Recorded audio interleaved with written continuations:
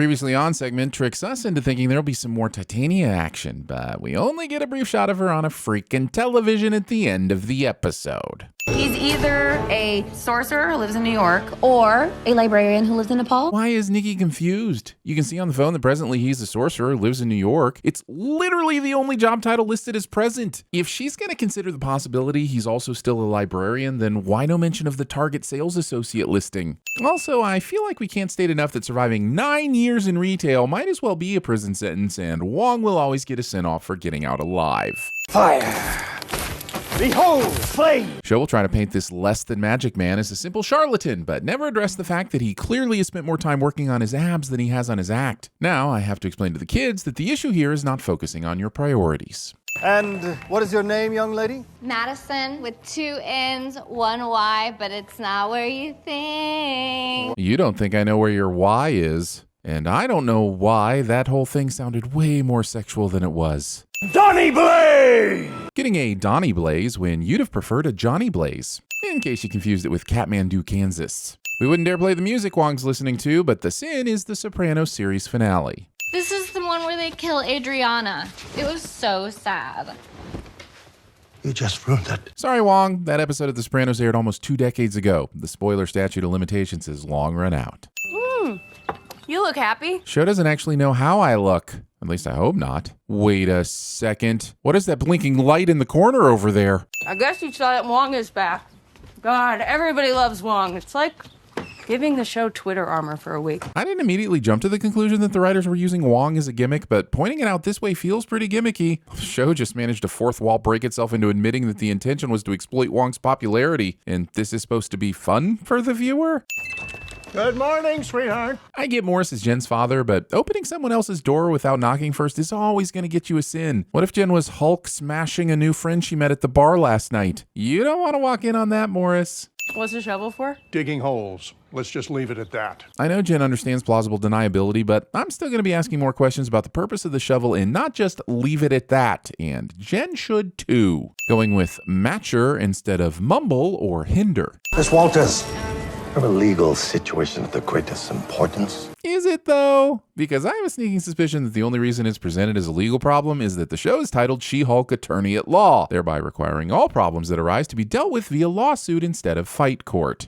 Miss Walters, we answer to a higher power that abides by the metaphysical laws of the time-space continuum. Then why have you come to GLK and H instead of consulting your higher power? Do you want to leave your information with me this time? Cool trick, but there's not a single piece of contact information on this card. Just a name and a title. The Sorcerer Supreme is being more of a sorcerer not listening. Did you just woo-woo a parole brief? I don't know enough about laws or files to say in a strict sense what confidential even means, but I'm pretty sure your case files fall in the category of things you shouldn't bring to a bar, even a law-themed bar. I hate to see 2 stunning women sitting all alone. Okay, well, there's 2 of us, so by definition, not alone. Nikki would be master of the articulate arts at barroom sins. Got your ball. Wong definitely did not know where that ball had been. Anyway, I hate LA. Everyone here is so phony. See, I'm a New Yorker, through and through. Oh, how long did you live there? 14 months. Show is troping so hard on this bad date that I'm surprised they didn't just give this guy an asshole so we know that he's an apple. Or did they?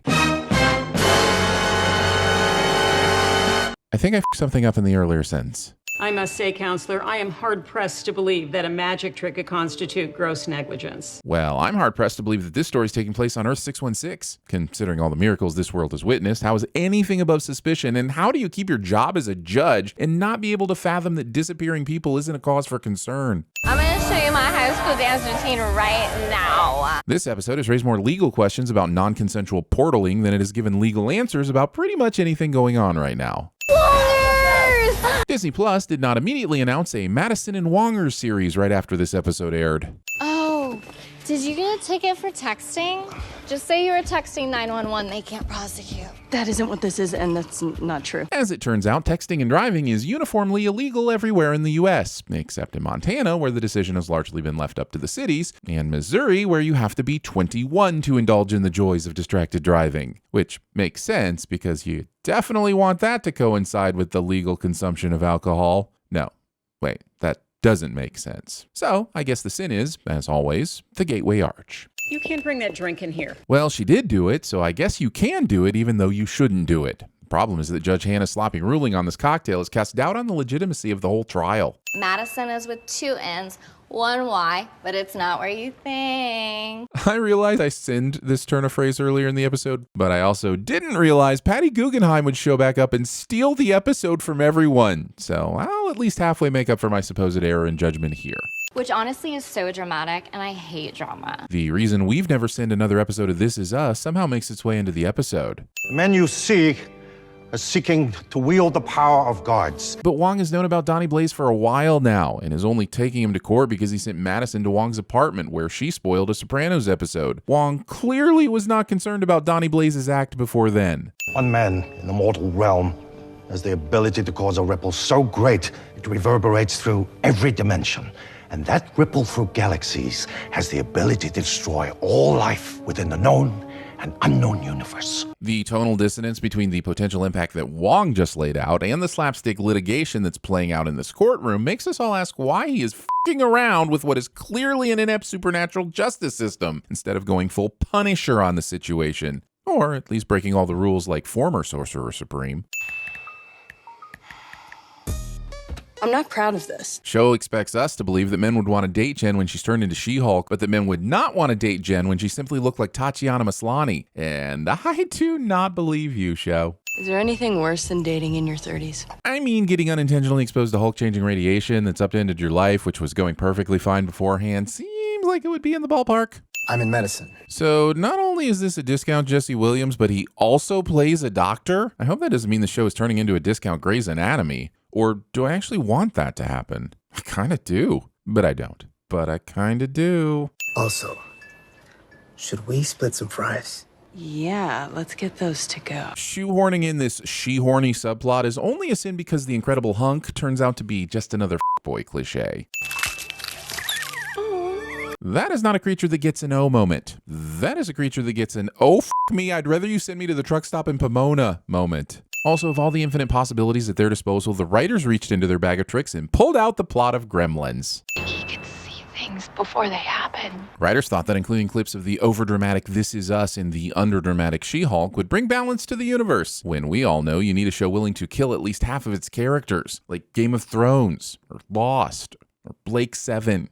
Also, just so we're clear, I had zero clue there would be a scene of Wong watching This Is Us before I made the This Is Us comment earlier. But here we are. That probably should get us a sin removal, but also This Is Us. So, no.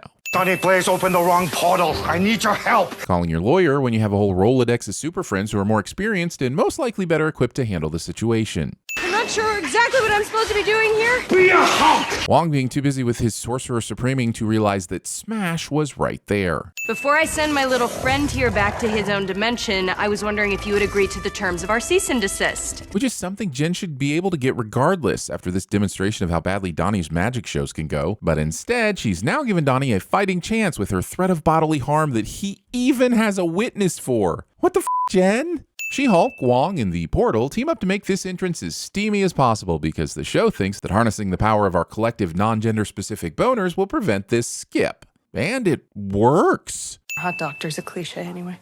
She's suing you for misuse of a trademark. Oh, yay! Trademark infringement twist. I cannot wait to...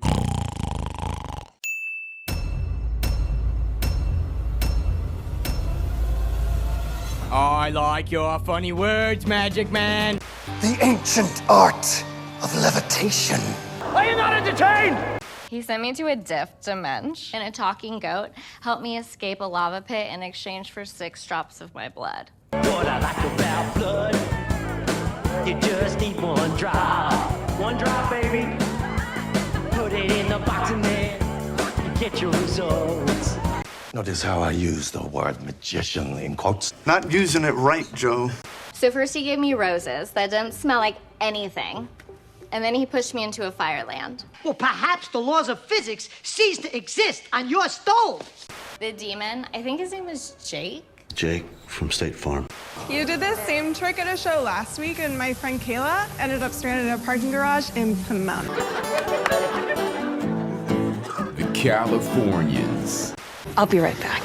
Never, ever, ever, under any circumstances, say, I'll be right back. Kind of a bummer way to end this episode. I bet there's a fun tag.